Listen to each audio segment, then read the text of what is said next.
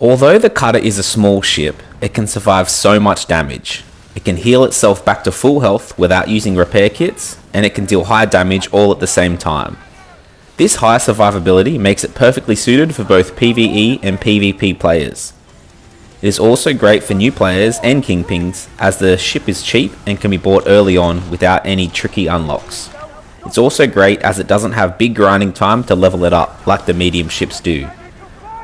So you get a big bang for your buck with this ship. Like most of my other builds, this one is very forgiving and is still powerful if you make mistakes. For the majority of fights, you won't even need to use your ship's brace, only for the hard hitting attacks like the Elder Shadow Beast where you need to brace most of the time.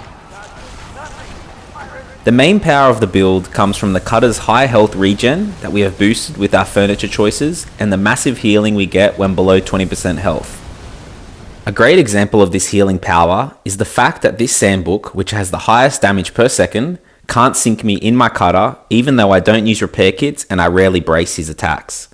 Plus I haven't got any fire mitigation furniture or armor on, as this is tailored to work against all enemy ships. And if I fired my Yi Pao bombards to build taunt on the other player, I would have received even less damage. When we zoom in on my health bar, you can see how quickly it regenerates when it drops below 20%. Whenever I'm below 20% health, this is the best time to use your brace. And if you feel like you're getting too low, you can always use your repair kits, but you should rarely need it. Let's jump straight into the build so I can show you how it all works, and then I'll show you the best way to use it. For the weapons, we are using the Yi Pao bombards up the front, and this is to build the taunt status on our enemies so they deal less damage to us, which stacks perfectly with the rest of the build.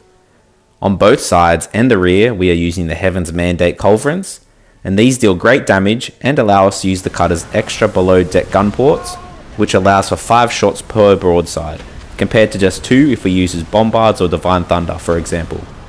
And in the auxiliary position we are using the hard hitting Warhammer, as we'll be in close range combat and the Warhammer is great for that.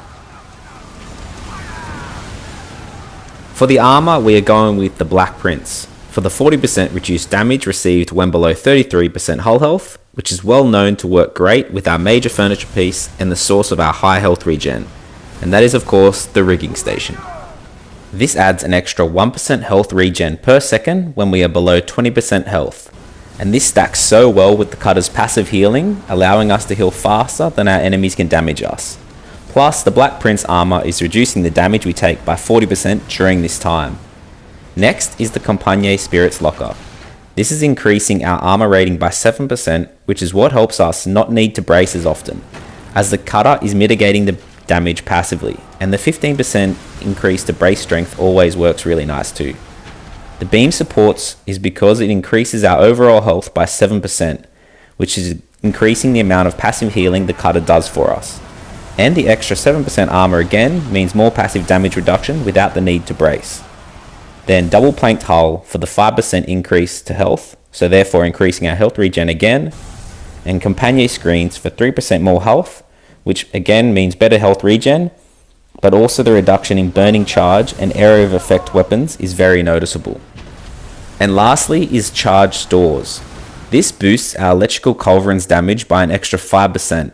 And when the enemy is electrified, we can build the ablaze effect on them quicker, which works really well with our Warhammer as it does fire damage. Now you can see why the cutter seems to take less damage and it heals itself quicker than most enemies can damage it. I'll show you the best way to use it to make it even easier, and this is a really simple process. For the tougher enemies like La Peste for example, you want to build that taunt status on them so they do reduce damage to us. So focus first on using those special bombards until you see the downward facing thumb icon fill up and get a dark red circle around the picture. That's when you know they're going to do less damage to you.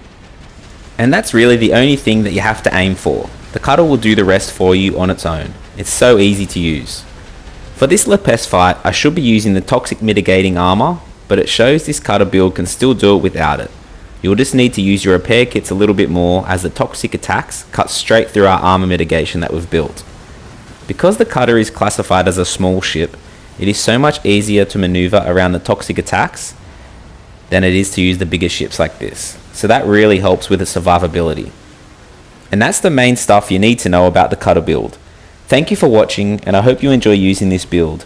I've loved seeing all the new players in the servers, and this build will be perfect for those new players. I've got plenty more build videos on the way, so make sure you're subscribed so you don't miss them. If there is a particular ship you want me to make a build on, let me know in the comments below and I'll check it out. I'll leave you with the rest of this Lepest fight and another example of the cutter's power. Thanks again, and I'll see you next time in the Indian Ocean. I can't wait for the top part of the map and large ships to be released.